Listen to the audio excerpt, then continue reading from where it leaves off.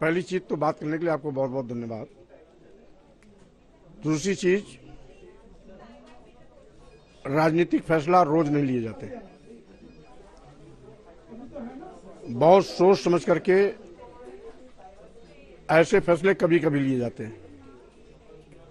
बहुत पहले मैंने एक बार फैसला लिया था, जब सुश्री बहन मायावती जी बाबा साहब के मिशन और मानवर काशीराम के सामाजिक परिवर्तन के रास्ते से हटी थी। उस समय मैंने एतराज जताते हुए पहले तो उनको सही रास्ते पर लाने का प्रयास किया, नहीं आई तो मुझे बहुजन समाज पार्टी छोड़ने का मजबूर होना पड़ा। और उसके बाद जैसे ही मैंने बहुजन समाज पार्टी छोड़ा था, मोदी जी का एक बयान मुझे याद आया, जब उन्होंने बयान दिया था कि लोग मुझको नीच इसलिए कहते हैं कि मैं पिछड़ा हूं। मैंने सोचा, जब मोदी जी जैसा एक बड़ा नेता पिछड़ों की दुहाई दे रहा है तो इसका मतलब उनके दिल में भी पिछड़ों का दर्द होगा। मोदी जी के पिछड़ों की दुहाई देने के नाते मैं भारतीय जनता पार्टी में आया था, ये सोच समझ करके कि भारतीय जनता पार्टी का चेहरा बदल गया, नीति बदल गई होगी। लेकिन यहां पर काम करने के बाद पता लगा चेहरा जरूर बदल गया, लेकिन चरित्र और नीति नहीं बदली। इसलिए मंत्रिमंडल में मंत्री के रूप में अपनी सामूहिक जिम्मेदारी का निर्वहन बड़े ही मनोयोग और संयम के साथ मैंने किया। दलितों, पिछड़ों या प्रदेश की जनता के हितों के खिलाफ जब भी कोई फैसला आया, उचित स्थान पर मैंने अपनी बात मजबूती से रखी। समय समय पर राष्ट्रीय नेतृत्व को भी अवगत कराया, लेकिन बात करने के बावजूद भी उस पर तवज्जो न दिए जाने के नाते मैं उस अपमान के कड़वे घूंट को पीता रहा। और आज ये उचित अवसर आया जब नया जनादेश लेने की बारी आई, निर्वाचन आयोग ने तिथियों की घोषणा किया, तो मैंने सोचा कि 5 साल भाजपा कुशासन और गलत नीतियों का शिकार जो प्रदेश की जनता को होना पड़ा है, आगे इस दौर से उसे न गुजरना पड़े, इसलिए समय रहते हम इस्तीफा देकर के उत्तर प्रदेश की जनता को भी सजग सावधान कर दें और भारतीय जनता पार्टी की विदाई का रास्ता भी तय कर दें। नहीं, पर कुछ समझ में नहीं आ रहा। मुझे ये बताइए, नहीं मैं समझ गया मंत्रिमंडल में आपने छोड़ा, लेकिन छोड़ने की वजह क्या रही? क्या आपने भाजपा में देखा, यूपी की सरकार में देखा, जो आपको लग रहा था कि ये लोग गलत कर रहे हैं? क्योंकि भाजपा के लोग बोल रहे हैं कि आपको आपके बेटे के लिए टिकट चाहिए थी, बेटे को दे नहीं सकते थे, आपकी बेटी पहले से ही सांसद है, इसीलिए स्वामी प्रसाद मौर्य छोड़ के चले गए। क्या आपको अपने परिवार वालों को टिकट दिलानी थी, बीजेपी नहीं दे रही थी क्योंकि वहां पे इतने सारों को टिकट नहीं मिल सकती? क्या ये वजह थी, या कुछ आपने दिक्कतें देखी बीजेपी में जो आपको लगा कि ये काम गलत कर रहे हैं? क्या रहा, वजह क्या रही? ये तो आप भारतीय जनता पार्टी के नेताओं की बात कर रहे हैं, मैं, आप सीनियर पत्रकार हैं, ये तो आप भारतीय जनता पार्टी नेताओं की भाषा बोल रहे हैं।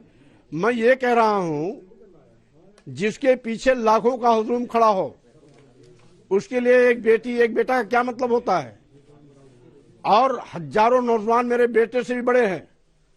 इसलिए छोटी सोच के लोग छोटी बात करके जनता को गुमराह करने की कोशिश करते हैं। उत्तर प्रदेश के अनुसूचित जाति, जनजाति और पिछड़ों का जो आरक्षण मारा जा रहा है, क्या लोग अंधे हैं, देख नहीं रहे हैं क्या? 69,000 शिक्षक भर्ती में 19,000 आरक्षित पदों पर सामान्य लोगों की भर्ती कर दी गई। सारे राजकीय मेडिकल कॉलेज में बिना एडवर्टाइजमेंट निकाले, बिना विज्ञापन निकाले, एक लाइन का प्रस्ताव लेकर के कि अनुसूचित जाति, जनजाति और पिछड़े वर्ग के अभ्यर्थी उपयुक्त नहीं पाए गए, इसलिए सामान्य लोगों की सामान्य पदों से, सामान्य लोगों में से इन पदों पर भर्ती कर दी जाए, और यही प्रस्ताव लाकर कर भी दिया। मैंने कैबिनेट में विरोध भी किया, उसके बावजूद उस नियुक्ति पर रोक नहीं लगी। इसके साथ ही साथ आज सारे सरकारी संस्थानों को केंद्र सरकार बारी बारी से निजी क्षेत्रों में दे रही है। सारे केंद्र की संस्थाएं जब निजी क्षेत्र में चली जाएंगी तो आरक्षण कहां देंगे? क्या इसको लोग अंधे हैं, देख नहीं रहे हैं क्या? सबके दिल दिमाग में गोबर भरा है क्या? इसलिए अगर कोई सही बात करे तो बेटी और बेटा को दुहाई देंगे, ये अपने पाप को नहीं देखना चाहते। ये अपनी गलतियों पर प्रायश्चित नहीं करना चाहते? अगर नहीं करना चाहते हैं तो मैं इनको प्रायश्चित करने के लिए मजबूर कर दूंगा। 14 साल का वनवास मेरे कारण इनका टूटा था, फिर से इनको मैं वनवास भेजने के लिए मजबूर करूंगा। और इनको बहुत बड़ा घमंड है कि ये बहुत बड़े 30 बार खाए हैं, बार बार जनता की आंख में धूल झोंकर के सरकार बनाएंगे। कैसे बनाते हैं मैं खुद इनको चुनौती देता हूं, और इनको आने वाले 2022 के विधानसभा चुनाव में ऐसी पटकनी दूंगा कि भारतीय संविधान से खिलवाड़ करना भूल जाएंगे। बाबा साहब के विचारों के साथ जो मजाक कर रहे हैं, उनके दिया गया आरक्षण की व्यवस्था को ये खत्म कर रहे हैं। अनुसूचित जात जनजात के आरक्षण को, पिछड़े वर्ग के आरक्षित जगहों पर सामान्य लोगों की भर्ती कर रहे हैं। मैं इनको हैसियत बता दूंगा, और अगर इस्तीफा दिया हूं तो अनाप शनाप बात करके बात को बहकाना चाहते हैं और साथ ही साथ लोगों को बरगलाना चाहते हैं, मैं इनकी सारी कलई खोल के रख दूंगा। अभी अभी खबर आ रही है कि आपके खिलाफ एक अरेस्ट वारंट जारी हो चुका है। 7 साल पुराना केस है, आपने अभी अभी बीजेपी छोड़ी है, सपा ज्वाइन करने की आप बात कर रहे हैं। ऐसे में 2014 में एक केस था जिसमें आपने कुछ देवी देवताओं के खिलाफ बयान दिए, वो बयान गलत पाए गए या गलत माने गए, इस पे आपके खिलाफ अरेस्ट वारंट है और आपको 24 जनवरी को सुल्तानपुर की कोर्ट में पेश होना है। आपके खिलाफ तो मौर्य साहब अरेस्ट वारंट आ गया, आपने यहाँ टीम छोड़ी और पुलिस आपके पीछे। वो आने दीजिए, कोर्ट कचहरी भी है, हर चीज का मैं मुकाबला करूंगा। मैं भी हाई कोर्ट का एडवोकेट था, मैं हमेशा न्याय में विश्वास करता हूं, न्यायपालिका में विश्वास करता हूं। न्यायपालिका में मैं कभी वकालत भी करता था, इसलिए जो न्यायिक प्रक्रिया है मैं उस रास्ते से गुजरूंगा, उसका मैं सम्मान करता हूं। आपके हिसाब से कितने ऐसे विधायक हैं या ऐसे नेता हैं जो कि बीजेपी में हैं, जो कि घुटन महसूस कर रहे हैं या जो नाखुश हैं, जो आपकी तरह बीजेपी छोड़ के सपा में आना चाहते हैं या कम से कम बीजेपी छोड़ना चाहते हैं? करीब 5 ने तो छोड़ ही दिया है, लेकिन चर्चा ये हो रही है कि इससे ज्यादा भी है। मैं कह रहा हूं कई विधायक इस्तीफा दे दिए, कई देने वाले हैं। अभी अभी वन मंत्री दारा सिंह चौहान भी इस्तीफा दे दिए हैं। आगे देखिए होता है क्या। 14 तारीख की जो तस्वीर आएगी, भारतीय जनता पार्टी सरकार की ताबूत में अंतिम कील होगी। तो कितने विधायक हो सकते हैं ऐसे, कोई नंबर है आपके पास? आपके हिसाब से कितने ऐसे विधायक हो सकते हैं जो कि भाजपा छोड़ सकते हैं? चूंकि भारतीय जनता पार्टी सभी विधायकों और मंत्रियों की पेशबंदी करने में जुड़ गई है, मान मनोबल में जुड़ गई है, इसलिए भूल करके भी किसी का नाम नहीं बताऊंगा। अच्छा, आपने बसपा में काम किया बहन जी के साथ, फिर आपने बीजेपी में काम किया योगी आदित्यनाथ, अमित शाह जी, मोदी जी के साथ, और अब आप सपा में आए। सपा में तो अभी आप जुड़ रहे हैं, लेकिन बसपा के काम करने के कल्चर में, बीजेपी के काम करने के कल्चर में ये तय नहीं है। अच्छा, ठीक। क्या फर्क पाया बीएसपी में रहने में और बीजेपी में रहने में? क्या फर्क पाया आपने? पहली बात तो कहीं आने जाने का प्रमाण पत्र अभी मत दीजिए। वो प्रमाण पत्र हम 14 तारीख को लेंगे। 14 जनवरी को हमारा जब फैसला होगा तब आप प्रमाण पत्र देंगे तो हम उसे स्वीकार कर लेंगे। आपके हिसाब से आपके और बाकी नेताओं के सपा से जुड़ने से क्या फायदा मिलेगा इस चुनाव में? क्योंकि सपा को साधारण तौर पे यादवों और मुसलमानों की पार्टी माना जा रहा है। इस बात पर मेरी बात सुनिए। मेरा सवाल यह है कि ऐसा जो है, गैर यादव ओबीसी जातियां हैं, उनको अपने टिकट पे लाने में अखिलेश यादव को दिक्कत हुई। 2017 में भी दिक्कत हुई, 2019 में भी दिक्कत हुई। इस चुनाव में ऐसा क्या होगा कि जो मुलायम सिंह के वक्त पे था कि न केवल यादव, न केवल मुस्लिम, बल्कि नॉन यादव ओबीसी भी आते थे सपा के साथ, अब नहीं हो रहा है ऐसा? पहली बात ये कि जो आप बहस कर रहे हैं, ये विषय 14 के बाद आएगा। 14 के बाद इसका उत्तर दूंगा। अभी मैं अपने समर्थकों, कार्यकर्ताओं से घिरा हुआ हूं, उनसे संवाद कर रहा हूं। मीडिया के लोगों को मैं अपना पक्ष रख रहा हूं, और साथ ही साथ 14 के बाद में विस्तार से आगे की बात करूंगा।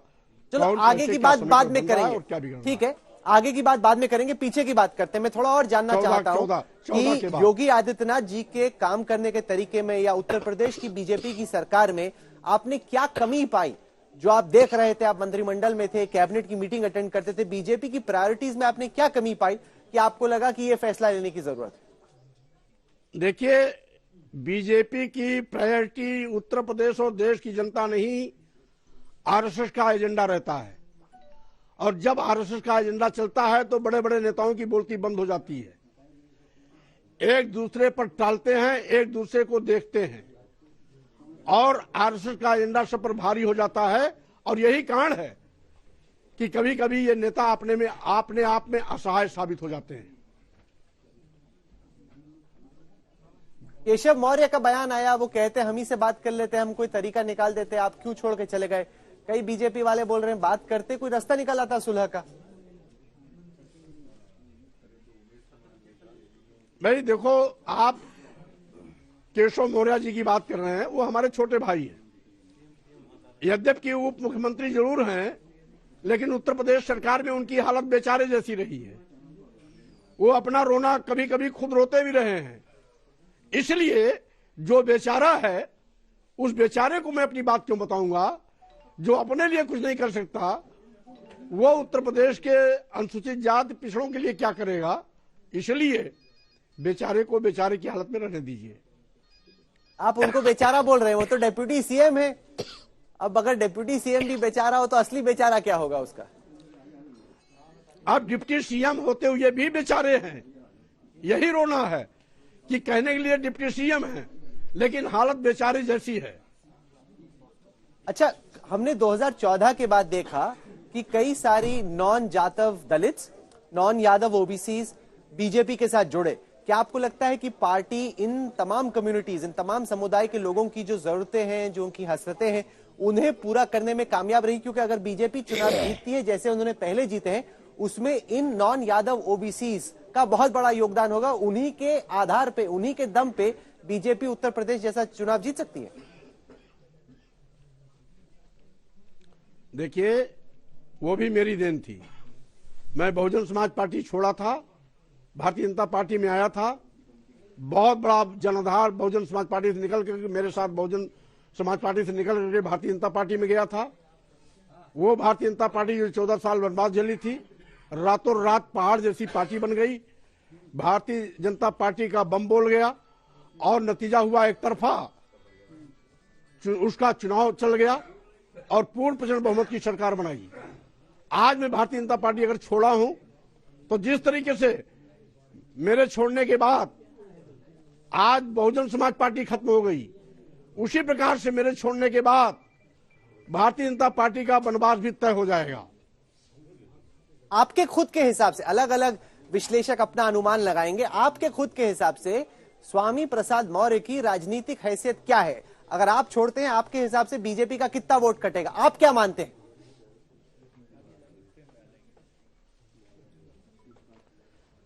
देखिए, स्वामी प्रसाद मौर्य व्यक्ति नहीं है, वो पूरे प्रदेश के लाखों लाख गरीब, दलित, पिछड़े समाज के नेता हैं।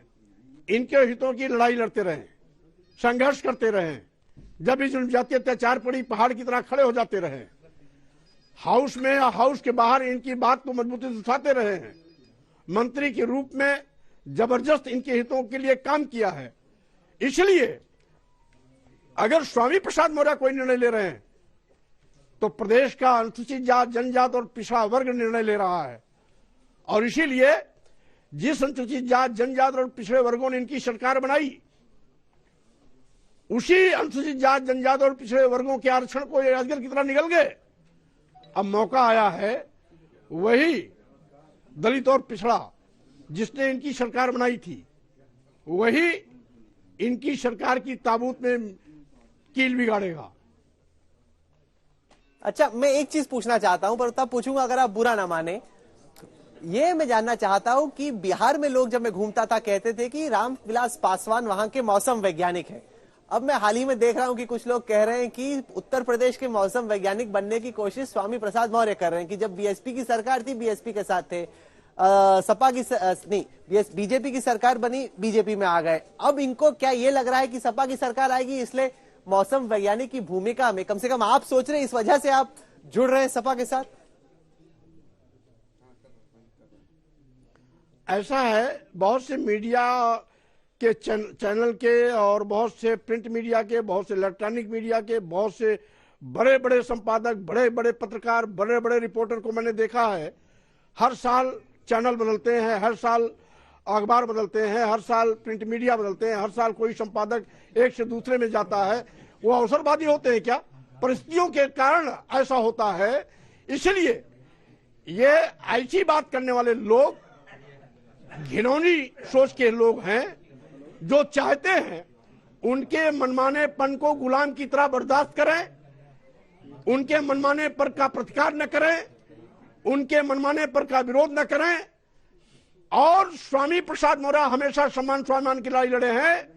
जो भी सम्मान स्वाभिमान से टकराएगा, स्वामी प्रसाद मौर्य चुप नहीं बैठेंगे, बल्कि करारा जवाब भी देंगे, अवसर आने पर उनको पटकनी भी देंगे।